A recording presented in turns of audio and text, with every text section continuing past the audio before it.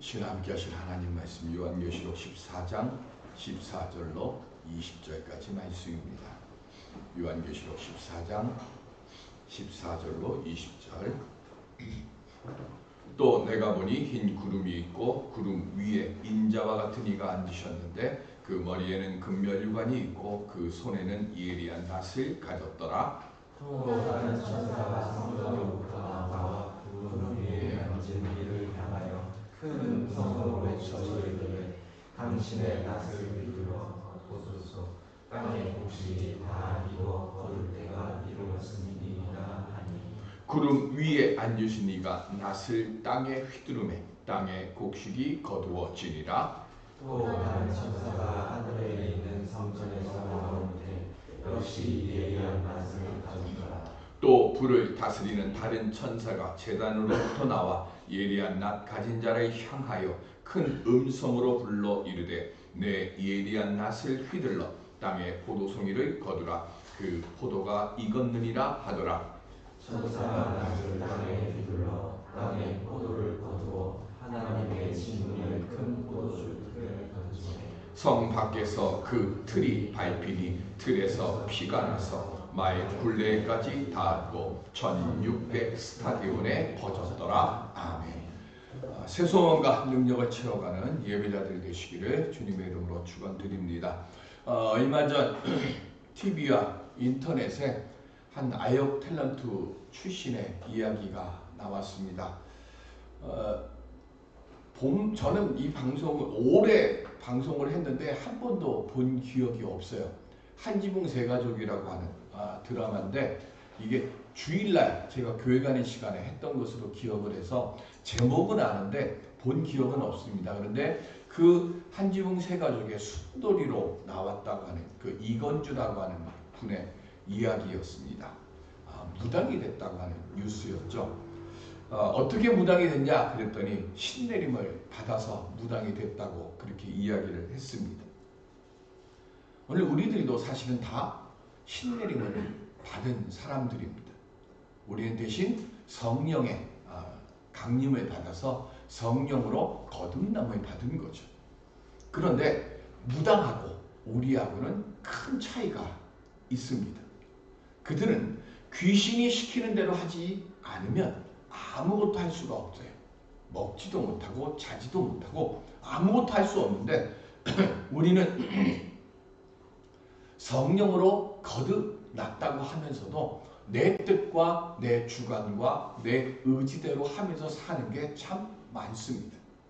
그래서 사도 바울은 이렇게 말씀하셨어요. 에베소서 3장 17절 시작. 믿음으로 말미암아 그리스도께서 너희 마음에 계시게 하시옵고 너희가 사랑 가운데서 뿌리가 박히고 터가 굳어져서 여기 마음에 계시다. 이게 뭐냐면 성령 그리고 우리 예수님이 우리 주님이 내 마음에 계셔야 되는 거예요. 그런데 계시는 모습이 두 가지의 모습입니다. 헬라어로는 두 가지의 말이 있는데요. 첫 번째는 카토이케오입니다. 이 말의 뜻은 이겁니다. 집에 있는데 아버님 친구가 전화가 옵니다. 그리고는 그 친구분께서 묻습니다. 너희 아버지 집에 계시냐? 두 번째 계시다라고 하는 말의 뜻은 파로이케오인데요. 이 말의 뜻은 이겁니다. 제 집에 있는데 친구가 전화가 옵니다. 그런 친구가 저에게 묻습니다. 야, 너희 집에 우리 아버지 계시니? 하고 묻는 겁니다. 우리말로는 똑같이 계시다라고 하는 말인데요. 앞에 카토이케오는 뭐죠? 주인으로서 계시는 거예요. 두 번째 파로이케오는 뭡니까? 손님으로서 계시는 겁니다. 그러면 지금 바울이 에베소서에서 말하는 이 계시다라고 하는 말은 무슨 말일까요? 주인으로 계시는 거죠. 카토이케오로 계시는 겁니다. 그러니까 주인으로 우리 주님이 계시도록 우리가 그렇게 모셔야 된다는 거예요. 바울은 예수를 그리스도로 고백한 뒤에 그때부터 예수님이 손님이 아니라 주인으로 우리 안에 계시게 하면서 살았어요. 무당이 된 사람들도 마찬가지입니다. 그들은 자기 안에 있는 귀신이 원하는 대로 해야만 살아갈 수 있으니까 모든 것을 다 뭐에 맞춰요? 귀신의 뜻에 맞추며 살아요. 세리장 삭개오가 예수님을 자기 집으로 영접하고 난 뒤에 마당에 서서 이렇게 얘기를 하죠.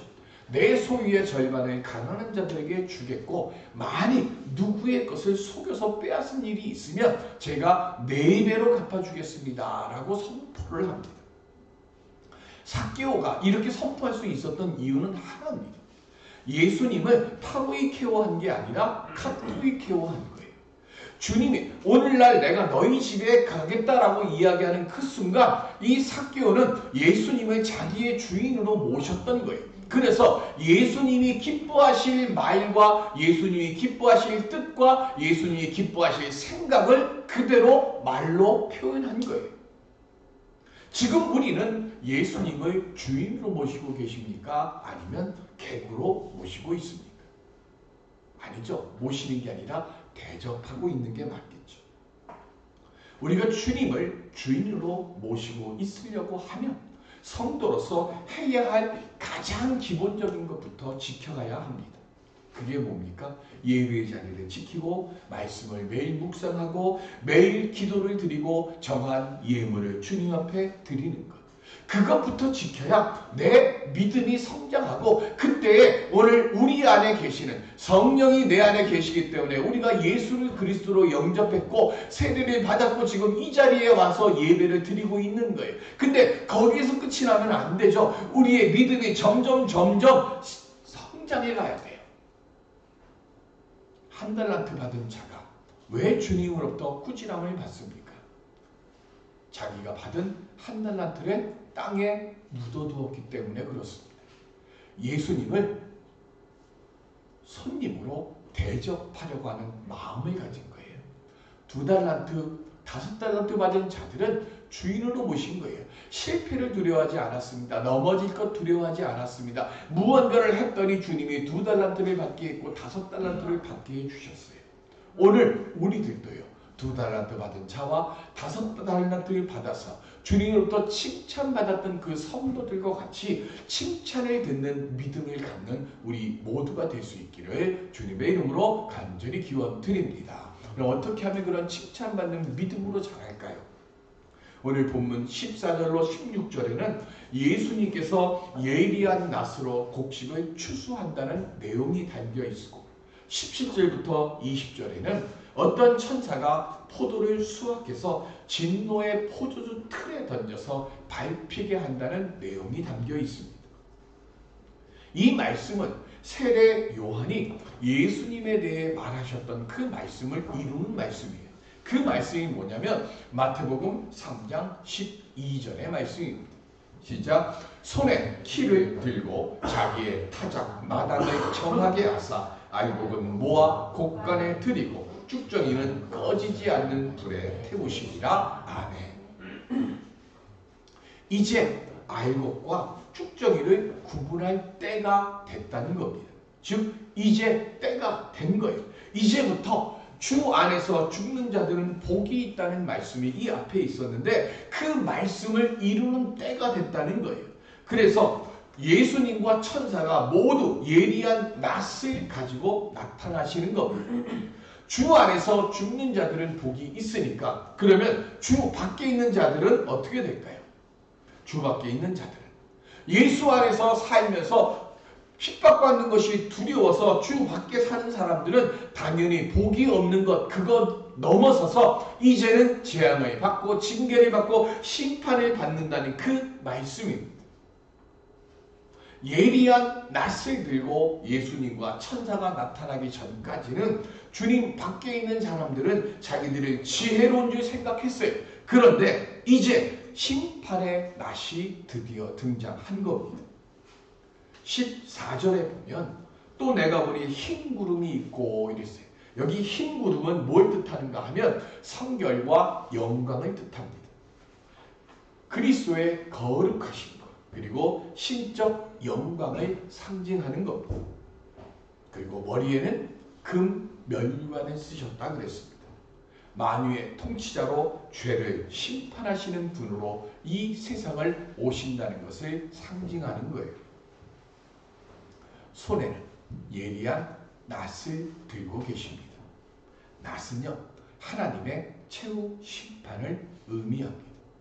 이 낫을 들고 있는데 하나는 예수님이, 그리고 다른 하나는 한 천사가 들고 있는데 15절과 18절에 똑같이 15절에는 다른 천사, 18절에는 불을 다스리는 다른 천사가 뭘 얘기하는가 하면 익었다라고 하는 말을 합니다. 15절은 뭐가 익었어요? 곡식이 다 익어 거둘 때가 이르렀다 그랬고요. 18절에는 포도가 익었느니라 라고 말을 합니다.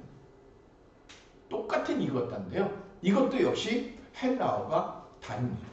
그런데 우리나라 말로 번역할 때는 똑같은 말로 번역을 해요. 똑같이 익었다. 15절에 익었다는 크세 라이노입니다. 이 말의 뜻은 마르게 하다, 쇠약해지다, 피폐해지다라는 뜻입니다. 요한복음 15장 6절 시작. 사람이 내 안에 거하지 아니하면 가지처럼 밖에 버려져 마르나니 사람들이 그것을 모아다가 불에 던져 사르니라. 여기 마르려니와 라고 마르나니라고 하는 이 말이 익었다라고 하는 말과 똑같은 말이에요. 그래서 많은 학자들이요, 지금 이 앞부분은 예수님이 지금 낫을 들고 수확하는데 이건 구원받을 자를 건지는 그 내용이다라고 이야기를 하는데요. 헬라어 원어로 들어가 보면 이게 다른다는 얘기, 틀렸다는 얘기가 나오죠. 뭐예요? 잘 익은 곡식을 지금 수확하는 뜻이 아니라 뭐 하는 거예요? 소생 가능성이 전혀 없어서 완전히 말라 비틀어진, 즉 쭉정이를 뭐 하라고요? 잘라서 불에 던져버리라는 그 말씀이에요. 그래서 낫이 등장하는 겁니다. 17절에 또 다른 천사가 낫을 들고 나옵니다. 어디에서 낫을 들고 나옵니까? 또 다른 천사가 하늘에 있는 성전에서 나온다 그랬어요. 무슨 뜻인가 하면 심판의 근원이 하나님이라는 뜻입니다. 그리고는 18절에 불을 다스리는 천사가 나옵니다. 그런데 이 불을 다스리는 천사가 18절에 보면 지금 다른 천사가 어디서부터 나온다 그랬어요? 제단으로부터 나온다 그럽니다. 제단이 뭘 뜻할까요? 앞부분에 향불이 있습니다. 그 향은 무슨 향이라 그랬어요? 성도들의 기도를 모아 담은 향이라 그랬어요. 그러니까 지금 제단을 모하는 천사예요. 제단을 갖고 돌보고 있는 이 다른 천사, 불을 다스리는 천사는 뭘 뜻하는 겁니까? 성도들의 기도가 이제는 꽉 찬 거예요. 더 이상 기다릴 수가 없는 거예요. 언제까지 이 지금 악한 이들을, 악한 세상을 주여 놔두십니까? 라고 할 때 아직 때가 되지 않았다 그랬는데 이제는 때가 된 거예요. 때가 돼서 성전에서 다른 천사가 낫을 들고 앞으로 나온 겁니다. 그래서 이때에 익었다라고 하는 이 말의 뜻은 아크마조인데 이 말의 뜻은 전성기에 이르다라는 뜻입니다. 악이 최고조에 달한 거예요. 하나님께서 노아의 심판 때 물로 세상을 씻어버린 이유가 뭐예요? 악이 관영하여 그랬어요. 창세기 15장 16절 시작. 내 자손은 4대 만에 이 땅으로 돌아오리니 이는 아모리 족속의 죄악이 아직 가득 차지 아니함이니라 하시더니 아멘. 하나님께서 아브라함에게 약속을 주세요. 무슨 약속이요? 이 땅을 내 후손에게 주겠다. 그런데 지금 당장 주는 게 아니라 내 후손이 4대 동안 300년 동안 너희들이 이방에서 갱이 될 거야. 그리고 그 갱이 된 뒤에 그들로부터 핍박을 받고 어려움을 받고 그리고 고초를 당한 뒤에 이 땅으로 돌아올 거야. 그런데 그 이유가 있는데 그 이유가 뭐라고 그랬어요? 아모리 족속의 죄악이 아직 성경에는 창세기에는 가득 차지 않았다 그랬고요. 이게 요한계시록에는 완전히 익지 않았다는 뜻입니다. 포도가 익었다. 가득 찼다. 이 말의 뜻은 더 이상 하나님께서 두고 볼 수 없게 되었다. 그 뜻이에요. 그래서 포도를 거두어서 포도주 틀에 던진다고 그랬습니다. 포도주를 만들 때 틀에 던지죠. 그리고 어떻게 합니까? 발로 그 포도를 밟습니다. 그래서 그거를 이겨가지고 뭐 모든 것들이 다 그 안에 뒤죽박죽 되도록 그렇게 만드는데 하나님의 진노를 그렇게 표현한 거예요. 그럼 누가 이렇게 포도주 틀에 던짐을 받습니까? 바로 짐승의 표를 받은 자들이죠. 이들을 어디서 밟으신다고 그랬어요? 성 밖에서 밟으신다고 그랬습니다. 성 밖은 어디냐면 하나님과 단절된 곳입니다. 마태복음 22장 13절 시작. 임금이 사한들에게 말하되 그 손발을 묶어 바깥 어두운 데에 내 던지라. 거기서 슬피 울며 이를 갈게 되리라 하니라. 아멘. 천국 혼인잔치 때 처음에 종들을 보냅니다. 누구를 불러오라고 그랬어요? 초대장을 받은 사람들을 불러오라 그럽니다. 그런데 이 핑계 저 핑계 대고 오지를 않습니다. 화가 나서 주인이 뭐라 그럽니까? 길거리를 가든지 시장을 가든지 아무나 만나는 사람들을 불러 모아서 내 집을 채우라고 합니다. 그래서 집이 가득 찼어요. 가득 찬 뒤에 주인이 들어오는데 한 사람이 발견이 됩니다. 누구죠? 예복을 입지 않은 사람입니다.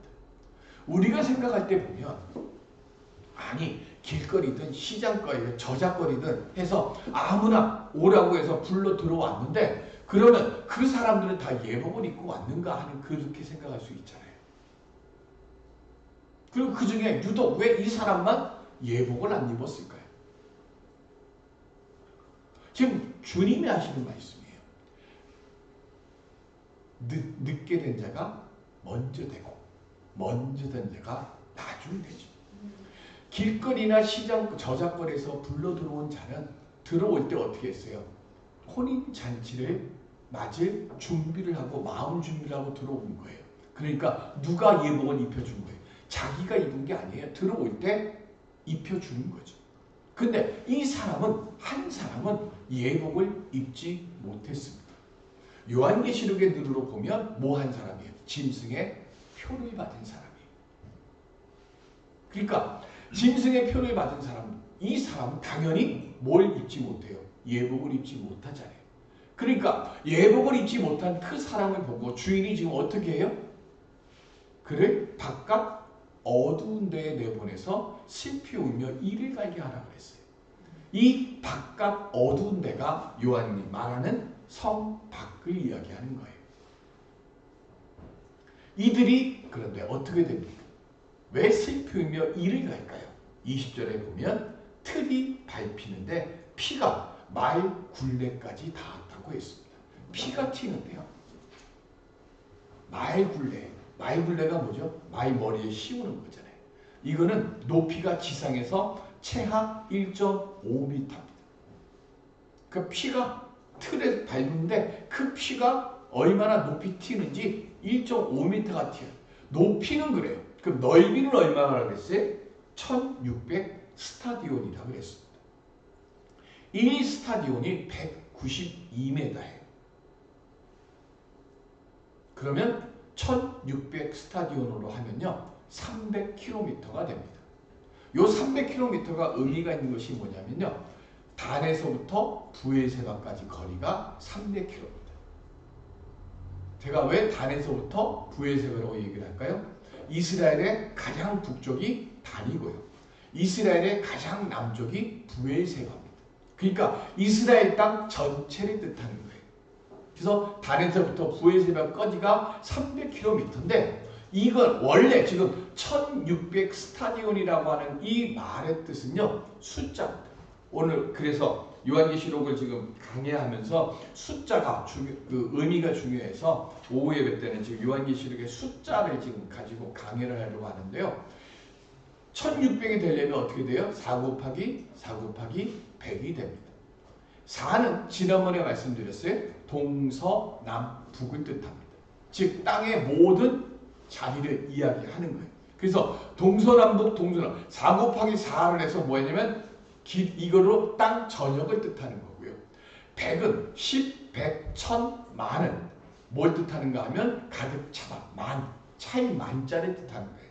그런데 그 중에서 그 천은 충만하다는 뜻이고요. 그리고 만은 완전히 꽉 가득 차다라는 이 뜻으로 합니다. 그래서 숫자도 의미가 조금씩 커져가는 거예요. 그런데 어쨌든 100은 뭐냐? 그냥 가득 차다 이 뜻이에요. 그러니까 4 곱하기 4 곱하기 땅의 동서남북에 뭐 하는가 하면 가득 차도록 뭐가? 피가 가득 차다는 뜻이에요. 즉 이 말의 뜻은 모든 세계에 포도주 틀에서 나온 피가 퍼진다는 것이고 지금 모든 세계가 하나님의 진노 아래 놓이게 되는 날이 이제 온다는 뜻입니다. 구원받은 14만 4천 명은 어디에 있다고 그랬어요? 지난주에 시온산에 있다고 그랬잖아요. 시온산은 뭐라고 그랬어요? 다윗성입니다. 예루살렘 성 다윗성이에요. 우리들은 예수님과 함께 성 안에 머물러 있는 거예요. 그러니까 시온산에 서 있다는 그 뜻은 구원받은 성 안에 머물러 있는 것이고요. 성 밖에 있는 것. 예루살렘, 그러니까 시온성 밖에 있는 자들은 지금 짐승의 표를 가진 사람들입니다. 당연히 많죠. 예리한 낫이 휘둘려질 때 우리가 많은 쪽에 있어서 심판을 받는 게 아니라 온전히 시온성에 머물기 위해서 우리가 해야 할 것이 하나 있습니다. 로마의 휴일이라고 하는 영화가 있죠. 그레고리 팻과 그리고 오드리 헵번이 주연한 영화입니다. 그 영화를 통해서 오드리 헵번은 아카데미상을 수상을 했고요. 그 뒤에 각종 상들을 많이 얻은 스타입니다. 그 오드리 헵번을 모델로 해서 몇 년 전에 공익 광고가 하나 찍혔죠. 로마의 휴일을 촬영할 때도 아름다웠지만 주름진 얼굴로 아프리카 고아들을 돌볼 때가 더 아름다웠습니다 하면서 그 광고를 찍었습니다. 바쁜 일정을 쪼개서 불쌍한 아이들을 돌보는데 시간과 돈을 아끼지 않았습니다. 그렇게 한 이유가 있죠. 많이 아실 겁니다. 6살 때 부모님이 이혼을 하셨는데 아버지가 손에 이 오드리 헵번이 키워지는데 마침 그때 아버지는 나치를 추종하는 사람이었다고 합니다. 그래서 나치를 쫓느라고 팽개치고 나가서 있다 보니까 아버지가 없으니까 이제 혼자 사는 할머니 손에 맡겨졌습니다. 그러다 보니까 밥 먹을 때보다 굶을 때가 더 많았다고 합니다. 그런 와중에 2차 대전이 벌어진 거예요.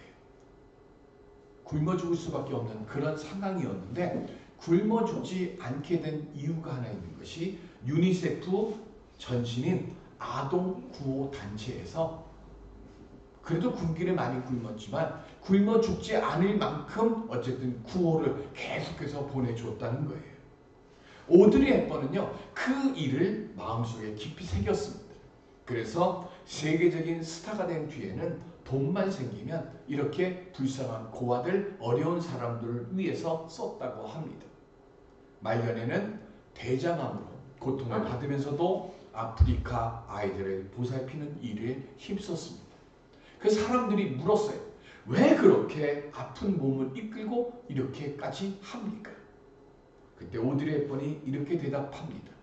제가 받은 것을 돌려주는 것 뿐입니다. 저를 구해준 단체를 위해서 일하는 것이 당연한 것 아닙니까? 지난주에 동사무소에서 전화가 왔습니다. 따뜻한 겨울나기 그래서 얘기를 하길래 올 겨울에도 도와달라고 하는 전화를 했나 보다 하고서 예 하고 이야기를 했더니 저희 동사무소에서 따뜻한 겨울나기에 가장 크게 도움이 되고 힘을 써주신 단체를 저희들이 구청장님께 말씀을 드려서 좀 저희가 상을 드리려고 하는데 만남의 교회가 열심히 해주셔서 저희들이 이렇게 좀 하려고 하는데 괜찮으시겠습니까? 하고 물었습니다. 당연히 하는 일인데 그래도 그 상을 우리가 받겠습니다라고 했어요. 이유는 하나입니다. 그렇게 해서 우리 더 힘내자고. 오드리 헵번이 당연히 어렸을 때 받았던 그 도움을 갚는 것이 당연하다고 하는 것처럼 우리들이 돕는 것, 그죠? 주님의 사랑을 우리 경험했잖아요. 우리를 위해서 주님이 십자가에서 보혈을 흘려주셨고 그냥 십자가에서 보혈을 흘려주신 것뿐만이 아니라 우리가 저주받을 선 밖에서 십자가 달려 죽으신 거예요. 우리 주님의 그 십자가의 사랑과 은총에 대해서 우리 얼마나 감사하고 있습니까?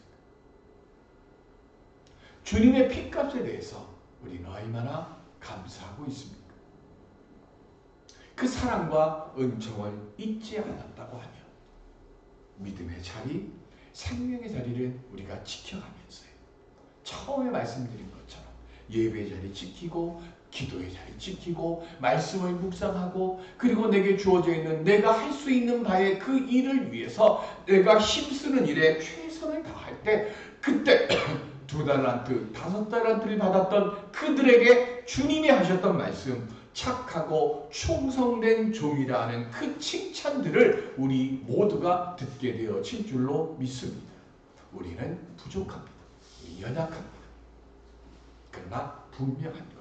내가 작지만 부족하지만 연약하지만 내가 행할 수 있는 실천의 그 믿음을 행하고자 할 때 그때의 주님께서 연약하고 부족한 우리들로 하여금 충만하고 모든 일들을 감당할 수 있는 능력과 그리고 모든 역량들을 우리에게 더하여 주실 줄로 믿습니다. 이 은혜의 일들을 행하여 나가는 기쁨으로 내 믿음의 자리, 승리의 자리를 지켜갈 수 있는 우리 모두가 될 수 있기를 주님의 이름으로 간절히 축원드립니다. 은혜의 아버지 하나님, 주님 앞에 믿음으로 온전히 서는 저희들 되게 해 주옵시고 정말로 아버지 하나님 무력해지지 않게 하시고 작지만 내가 행해야 할 그 일들 잘 감당하면서 하늘 영광 드러내는 하나님의 복된 자들로 살아가는 우리 모두가 되게 하여 주시옵소서. 감사하며 예수 그리스도의 이름으로 기도드립니다. 아멘.